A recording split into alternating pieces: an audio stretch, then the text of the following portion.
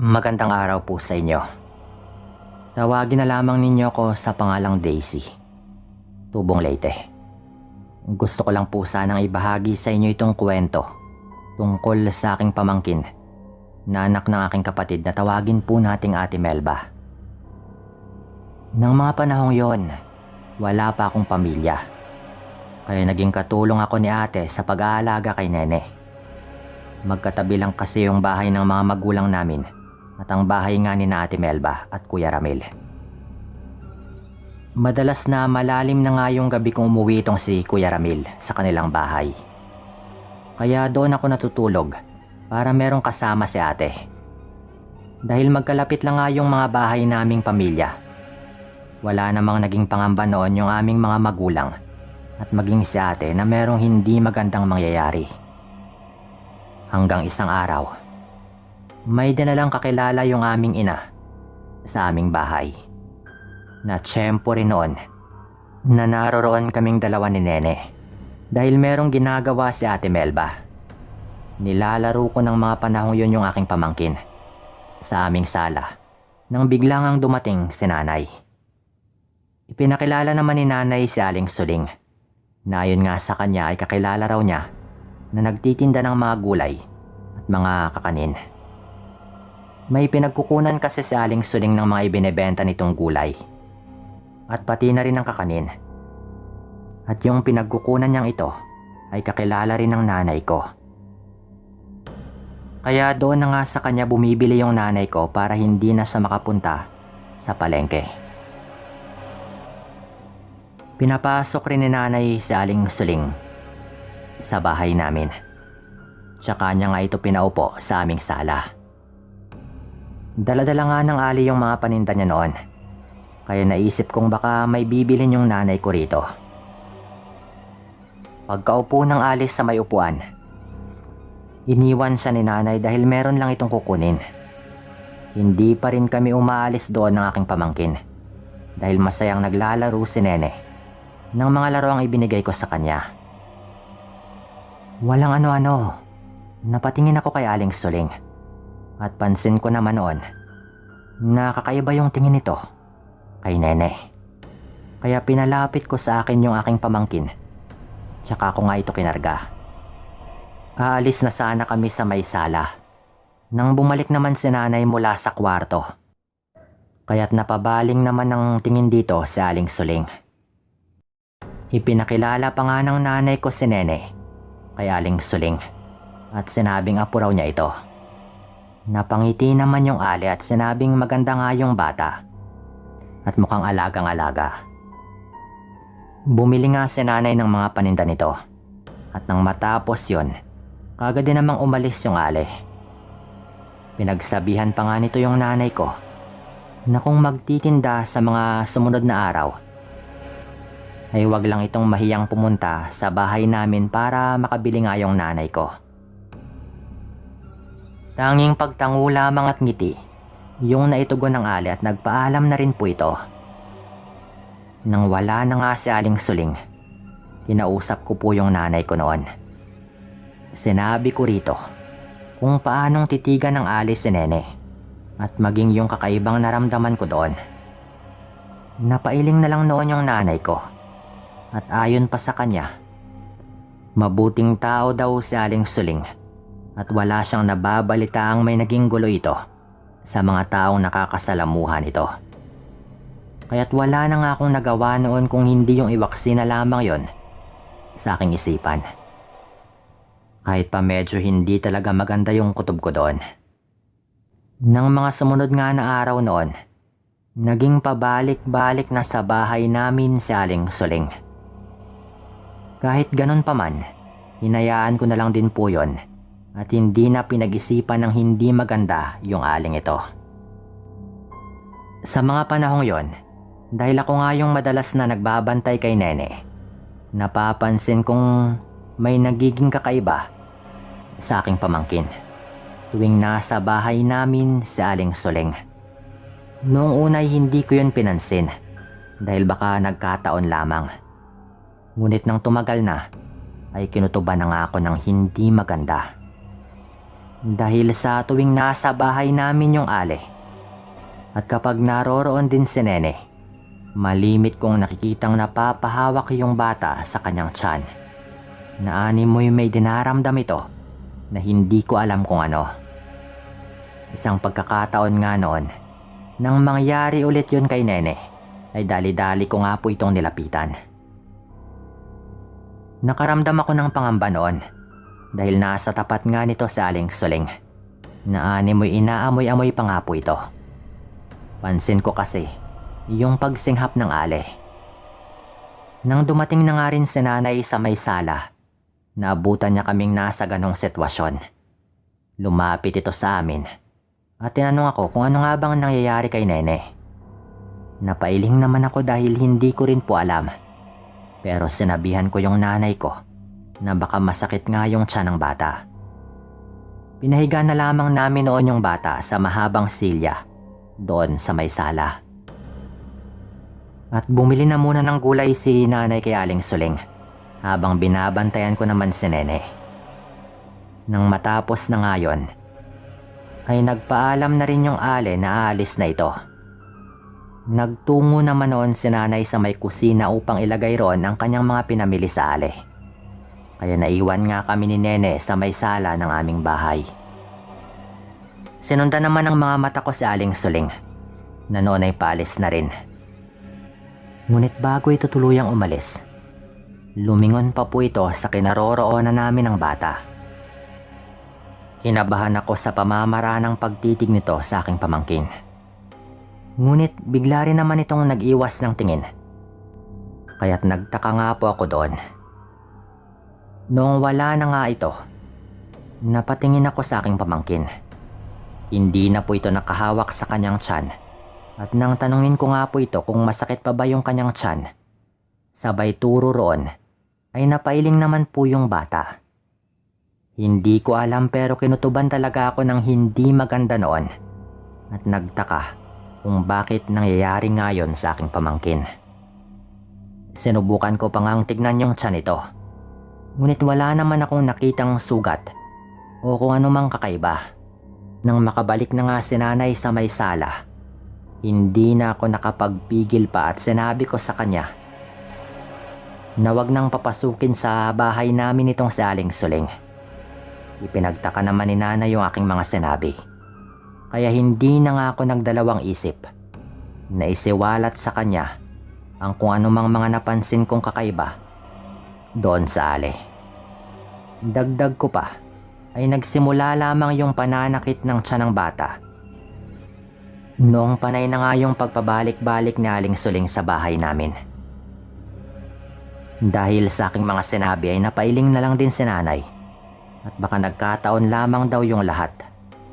Nagmatigas naman ako na wag niyang papasukin ang bahay namin yung Ale, lalo na kapag nasa loob si Nene. Hindi ko may paliwanag noon, pero ramdam kong may kakaiba sa Ale at posibleng siya nga yung dahilan kung bakit nakakaramdam ng pananakit sa tiyan yung aking pamangkin. Nang mga sumunod pang ang araw, ay hindi na rin pinapapasok ni Nanay si Aling Suling sa aming bahay. Inaabangan na lamang ito ni Nanay sa may daan patungo sa aming bahay at nang hindi na nga sila umabot doon, mabilisan din kong bumili yung nanay ko noon sa Ale. At marahil ay napansin po yun ng Ale, yung kakaibang kinikilos ng nanay ko. Ngunit kahit na ganoon ay hindi naman po ito ng usisa pa. Dahil naman doon, ay nahalata namin na hindi na nga nakakaramdam ng sakit ng tiyan si Nene. Maging si Nanay noon ay nakumbinsi rin na posibleng dahil nga sa Ale kung bakit nakakaramdam ng ganon yung aking pamangkin. Inakala namin noon na magiging mabuti na nga yung lahat dahil hindi na nga nakakalapit si Aling Suling kay Nene. Ngunit isang gabi, hindi namin inaasahan noon yung mangyayari. Nasa kwarto ko na nga ako noon ng mga sandaling yon. Ganon din po si ate at Nene. Naroon po kasi ako sa kanilang bahay noon. Kaming tatlo lamang noon yung nasa kanilang bahay dahil hindi pa nakakauwi si Kuya Ramil. Nakahiga na ako sa higaan at akma na sanang matutulog. Ngunit narinig kong sumigaw si ate sa kanilang kwarto. Dali-dali akong napabangon noon upang puntahan sila sa kanilang kwarto. At noong nasa kwarto na nga ako ni ate, nakita ko itong inaasikaso, si Nene. Mabilis akong lumapit sa kanila at tinanong siya kung ano nga bang nangyari. At sinabi naman po ni ate na bigla na lamang daw nanginig yung bata. Napakataas daw yung lagnat nito. Kaya't kinakabahan na nga kami ni ate noon. Kinarga na siya ni ate noon upang dalhin sa ospital. Ngunit saktong pagkatayo ni ate ay sumuka po ng sumuka yung bata. Napatakip pa nga ako noon sa aking ilong at hindi ko rin napigilan yung mapaduwal dahil talagang hindi kaaya-aya yung amoy ng suka ng bata. Parang pinaghalong lansa at nabubulok na patay ng hayop yung amoy ng suka nito na talagang magtataka ka kapag naamoy mo. Narinig na lamang namin na sumisigaw yung aming mga magulang sa may labas ng bahay. Kaya pinagbuksan ko nga ng pinto yung mga ito. Nang makita nga nila yung sitwasyon ni Nene, dali-daling pinuntahan ni tatay ang kaibigan niyang merong tricycle. Hindi na kami nagdalawang isip pa na dalhin si Nene sa ospital. Mabuti na nga lang din at nakarating kami noon sa ospital. Naging mabuti-buti naman noon yung kanyang pakiramdam. Kaya kahit papano ay nabawasan nga yung aming pag-aalala sa bata. Nagdagal naman ng 2 araw si Nene dahil inobserbahan pa nga ito ng doktor. Nagtaka rin kasi sila kung bakit hindi bumababa yung lagnat ng bata at panay yung paghawak nito sa kanyang dibdib. Naanimoy may dinaramdam siya roon. Gayong normal naman daw yung lahat ng mga test na isinagawa ng doktor. Noong medyo bumaba na nga yung lagnat ng bata at tila maayos na nga yung kanyang pakiramdam, pinauwi na rin po siya ng doktor. At syempre, inakala po naming magiging maayos na nga rin si Nene. Ngunit nagkamali kami. Kinagabihan kasi noong araw na umuwi sa bahay si Nene, muli na naman siyang nagkaroon ng mataas na lagnat. Suka rin po ito ng suka. At talagang parang hindi po normal yung amoy ng kanyang mga suka. Yun nga po yung ipinagtaka ni nanay at tatay noon. Kaya sa halip na dalhin siya at ibalik sa ospital, ay naisip nga ng mga magulang namin na sa albularyo na lamang ipagamot yung aking pamangkin. Sinundo nga nila yung kilalang albularyo sa kabilang baryo at sinama po nila yun pauwi sa bahay namin. Mabuti na lamang at pumayag naman yung albularyong puntahan yung aking pamangkin. At pagkarating nga noon ng albularyo, narinig kaagad namin siyang napamura. Noong tanungin nga siya ni nanay at tatay kung bakit ito napamura, ikinagulat namin yung sinabi niya na minarkahan daw ng aswang si Nene sa kanyang tiyan. Tinawas pa nga niya yung bata at hindi nga siya nagkamali tungkol sa bagay na iyon. Hinawakan pa niya yung tiyan ng bata habang may inuusal na dasal at ganoon na lamang yung pag-iyak at pagsigaw ng bata noon. Naawa pa nga kami sa bata dahil makikita talaga rito na nasasaktan siya sa ginagawa ng manggagamot. Siyempre nag-aalala po kami noon pero nagtiwala na lang po kami at hinayaan na lamang namin yung albularyo sa kanyang ginagawa kay Nene. Hindi tumigil yung bata sa kanyang pag-iyak ng mga oras na iyon. Ngunit hindi rin tumigil yung albularyo sa kanyang ginagawa. Walang ano-ano. Nasa ganong sitwasyon po kami nang makarinig kami ng mga pagkalabog sa aming bubungan. Tila may kung anong nilalang yung nagdadabog doon. Napasigaw naman yung albularyo. Natigilan na nga po nito yung bata. Ganoon na lamang noon yung takot ko nang may marinig kaming pag-angil sa aming bubungan. Sabi naman ng albularyo ay naroroon yung aswang na nais kumuha kay Nene. Nagbabantay lamang daw ito sa aming paligid, lalo na tuwing gabi. Kapag nakakaramdam daw ng sakit si Nene, ibig sabihin ay nasa paligid yung aswang. Halos 2 linggo rin pong pabalik-balik yung albularyo sa aming bahay noon para gamutin yung aking pamangkin. Nakita naman naming bumubuti na rin yung lagay ng bata dahil sa panggagamot ng albularyo. Hindi na rin po ito nakakaramdam ng sakit sa kanyang tiyan dahil ayon nga sa manggagamot, humihina na raw yung bisa ng ginagawa ng aswang kay Nene dahil sa mga pangontrang kanyang ginagawa. Medyo malakas rin daw yung aswang na ito, pero kayang-kaya raw siya ng albularyo. Hanggang tuluyan na ring bumuti yung pakiramdam ng bata. Hindi na nga rin po ito nakararanas ng mga pananakit. Napapansin naman namin noon na sa paggaling ni Nene, may kung anong itim na sugat yung nakikita namin sa kanyang dibdib. Parang gasgas lang po yon na parang kalmot, na hindi rin po namin alam kung saan ang galing. Pero ayon sa albularyo, ganun raw talaga minsan kapag inaaswang. Pero napagaling naman po noon ng albularyo yung aking pamangkin. Sa mga panahong yon, pansin kong hindi na rin nagpapakita sa amin si Aling Suling. Kahit nga po nung makasalubong namin ito, ay todo iwas po ito na parang takot na takot. Kasama po kasi namin yung albularyo noon at meron na rin po kaming mga pangontra.